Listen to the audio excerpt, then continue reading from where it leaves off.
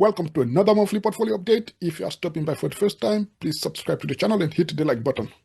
In this video, I will share with you how much I invested in my taxable account in July, how many shares I bought, and the value of my portfolio at the end of July. But as always, before I continue, a quick disclaimer. The information that I'm sharing is not financial advice.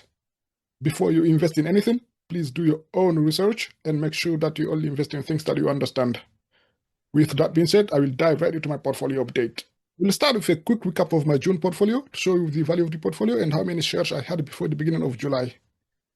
The total value of my portfolio at the end of June was $96,681.54. $96,438.82 was the market value of my investments, and the $242.72 was a cash amount. At the end of June, the total unrealized profit of my portfolio was at $26,353.09. This was plus 37.60%. These are my holdings: 2 Vanguard ETFs and 2 BlackRock ETFs. VCN is a Vanguard ETF that tracks the Canadian market. I had 108 shares of VCN at the end of June. VFV is a Vanguard ETF that tracks the S&P 500 index. This is the Canadian version of VOO. I had 334 shares of VFV at the end of June.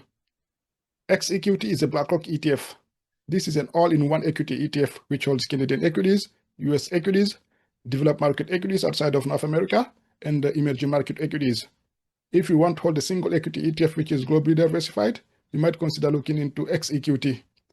I had 580 shares of XEQT at the end of June. XOU is a BlackRock ETF that tracks the US total stock market, and I had 320 shares of XOU at the end of June.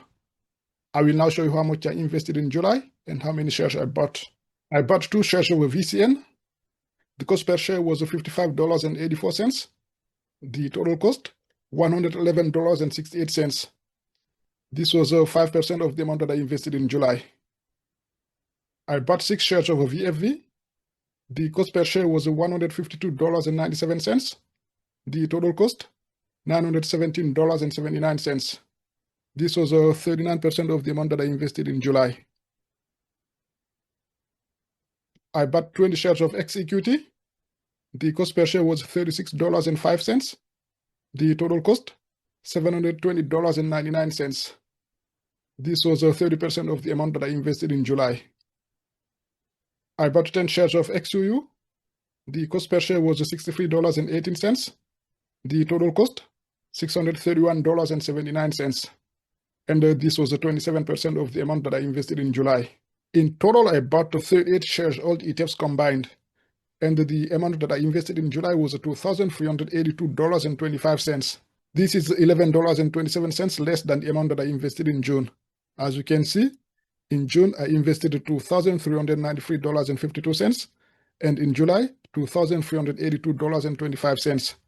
The difference is minus $11.27. The total value of my portfolio at the end of July was $102,409.67. $102,205.90 was the market value of my investments, and $203.77 was a cash amount. At the end of July, the total unrealized profit of my portfolio was $29,737.92. This was plus 41%. As of July the 31st, I had 110 shares of VCN, 340 shares of VFV, 600 shares of XEQT, and 330 shares of XOU. All right, let's now take a look at some quick details about each of the positions. I will start with VCN. The closing market price on July the 31st was $55.79. The quantity of shares that I had, 110. The average price, $41.70. The book value, which is how much I have invested in VCN, was $4,587.80. The market value was $6,136.90. This was 5.99% of my portfolio. The total unrealized profit for VCN was $1,549.10, or 33.77%. Next, we have VFV. The closing market price on July the 31st was $155.91. The quantity of shares that I had, 340. The average price, $106.78. The book value was $36,307.73. The market value was $53,009.40. This was 51.76% of my portfolio. The total unrealized profit for VFV was $16,701.67, or 46%. Then we have XEQT. The closing market price on July 31st was $36.28. The quantity of shares that I had, 600. The average price, $27.44. The book value was $16,464.50. The market value was $21,768. This was 21.26% of my portfolio. The total unrealized profit for XEQT was $5,303.50, or 32.21%. Finally, we have XUU. The closing market price on July 31st was $64.52. The quantity of shares that I had, 330. The average price, $45.78. The book value was $15,107.95. The market value was $21,291.60. This was 20.79% of my portfolio. The total unrealized profit for XOU was $6,183.65, or 40.93%. The stock market continued to rise in July. The S&P 500 index finished the month plus 2.17%.